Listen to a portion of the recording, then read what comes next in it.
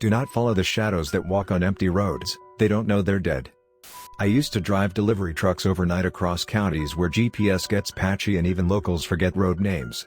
Empty, dust-choked stretches that seem to exist only for the sake of connecting nowhere to nothing. I always preferred the quiet, no passengers, no distractions.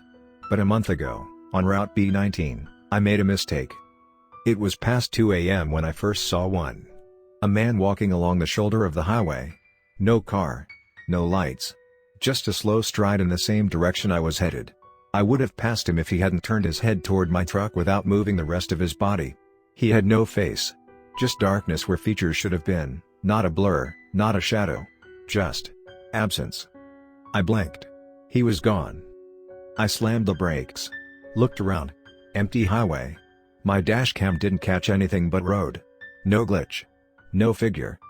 2 nights later, I saw her, this time a woman walking barefoot in the middle of the lane.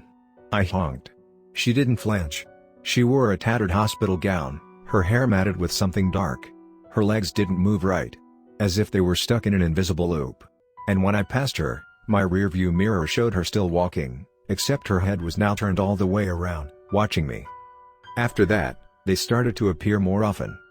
Each figure was different, old, young, male, female, crawling, limping, floating. But they all had one thing in common, they were all heading in the same direction I was. Always forward. Always along Route B19. Some would walk beside my truck, pacing perfectly with my speed. Some would stare directly at me from the edge of the road.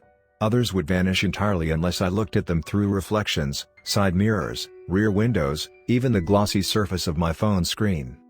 One night, I pulled over, heart racing, ready to call someone, anyone. When I looked down, the road was no longer asphalt. It was bone. And the figures were no longer walking. They were waiting. I haven't made a delivery since. But sometimes when I try to sleep, I see them out the window, walking past my house. Like I brought the road home with me. Rules to survive the empty road. 1. If you see a figure walking, never slow down. Never stop. Never make eye contact. 2. Do not speak to them. Even if they call your name. Especially if they call your name. 3. Avoid reflections. If you see them in a mirror, turn it face down and leave it. 4. Never drive the same route more than once. They remember patterns. 5. If one appears in your passenger seat, do not acknowledge it. Keep driving. It will leave when it's satisfied. Or when it chooses. I tried to follow the rule. God knows I tried. When it first happened, I was somewhere between Oak Ridge and the interstate, a stretch of road I knew like the back of my hand. It was always dark, always quiet, and I liked that. I liked the solitude. But that night, as soon as I hit the tree line and the air got thick, I felt it, the presence. Like the air was folding in on itself. The headlights dimmed slightly, not enough to make me stop, just enough to make me uneasy. Then I saw it in the reflection of my rearview mirror, just the edge of it. The silhouette. A figure sitting in the passenger seat that hadn't been there before. I kept my eyes on the road. My hands on the wheel tightened, but I didn't flinch. Didn't turn. Just like the rule said. But it was hard not to notice the way the cabin felt colder. The way the engine began to hum like it was fighting something inside itself. The figure didn't move. Didn't breathe. But somehow, I could feel it watching me. My mouth dried out. I could hear the blood rushing in my ears. Every instinct screamed to look, to confirm what I already knew, that I was no longer alone. But I didn't. I gripped the steering wheel tighter and pressed harder on the gas, even though the speed limit signs became warped and unreadable, and the trees seemed to bend inward like they wanted to grab the car and never let it leave. Then it spoke. Not aloud. Not like a voice. It was in my head, behind my ears, almost inside my skull. It whispered my name in a voice like gravel soaked in syrup, dragging every syllable out too long. Aaron, it hissed, and my fingers trembled on the steering wheel.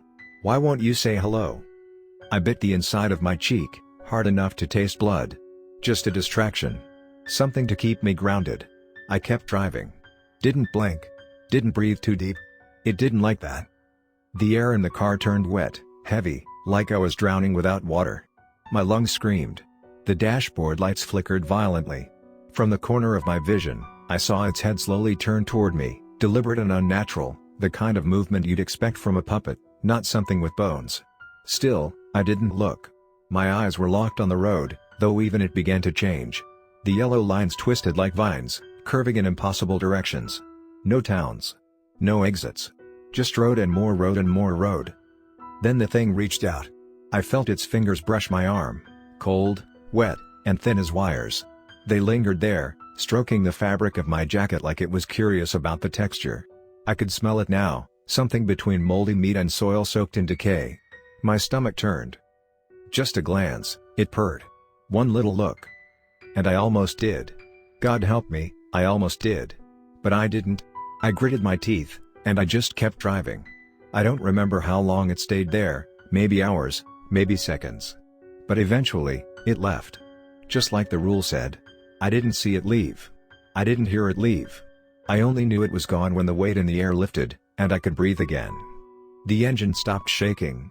The headlights brightened. I was alone. Or so I hoped.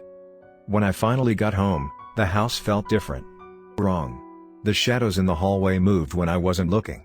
The TV turned itself on and flickered to static. I caught my reflection in the window, but it blinked before I did. And then came the worst part. I got in the car the next morning to drive to work. And the passenger seat was damp. As if something had been sitting there. And waiting. Still is. The words rolled around in my mind like gravel in a blender. I didn't dare look at the rearview mirror, not even once. The air in the car had shifted, thicker now, heavier, as if someone had drawn curtains over the entire world. My breath fogged the windshield, though the heater wasn't on. I kept my hands tight on the wheel and eyes straight ahead, even as the road stretched into something I didn't recognize anymore, longer than it had ever been, unfamiliar despite the hundreds of times I'd driven it. I could hear it. Not moving, not breathing, not even whispering. But I could feel it listening. Like when you walk into a room and know someone's eyes are on the back of your neck. I imagined it staring, no eyelids, no face, no humanity. Just hunger shaped like a human. I passed a gas station I'd never seen before, its flickering sign spelling nothing in a language I couldn't read. My headlights dimmed for a second, then came back with a sickly green hue. I gritted my teeth and reminded myself, keep driving. It will leave when it's satisfied. Or when it chooses. I don't remember blinking, but suddenly the road curved into fog, dense, cold, and absolute. Every instinct told me to slow down, pull over, call someone. But the thought of stopping sent a jolt through my chest, like instinctual dread. The thing in the passenger seat hadn't moved, but I could hear its fingers dragging across the upholstery, gently, patiently, like it was mapping the texture. My peripheral vision showed me nothing but void, like the passenger window had opened into space itself. I passed a second version of my house. Not my real house, not exactly. It had too many windows. And someone, no, something, stood in each one, staring blankly out into the night. The same face in every window. My face, but wrong. Too long in the jaw. No eyes. Just polished skin pulled over bone. I pressed harder on the gas pedal, but the engine began to wheeze like an asthmatic animal, struggling to obey. It sighed. Not with air, but with pressure, as if the thing beside me had momentarily inflated with the shape of a person. I could smell it now, copper and mold and something older than either. My vision started to blur, the edges of reality bending inward like a funhouse mirror. A distant chorus of voices sang my name in reverse, layered atop one another, each more desperate than the last. I kept going. I had to. Then it shifted. I didn't see it, I wouldn't dare, but I heard the creak of the leather as it leaned closer. I could feel it beside my ear, its mouth not quite touching, but close enough to chill the sweat on my skin. It didn't speak. It just smiled. I didn't see that either. But I knew. I felt it smile. Felt its amusement at my restraint. Felt its patience cracking. And then, the worst thing happened. It buckled its seatbelt. The click was sharp, final, and completely uncalled for. It hadn't moved in hours. But now it was settling in. I realized with absolute clarity, it wasn't here to test me anymore. It was here for the ride. And it had no intention of leaving. Not when it was satisfied. Not when it chose. I turned onto the old highway, hoping that change might shake it off. But the landscape was wrong. Twisted signs, trees with fingers instead of branches, buildings too narrow to contain anything living. The lines on the road looped back on themselves. My GPS blinked a red arrow I'd never seen, "You're already here." Then, from the radio, dead air for miles, came my voice. "Passenger detected." I almost screamed. I wanted to crash the car into the next tree, swerve into the abyss, anything to end it. But then it touched my hand. Just once. A cold, precise press, not meant to harm, only to remind. I gripped the steering wheel harder, now slick with sweat, and kept going. Because it hadn't left. Because it wasn't going to. And in that final, hopeless clarity, I understood what no one had ever said aloud.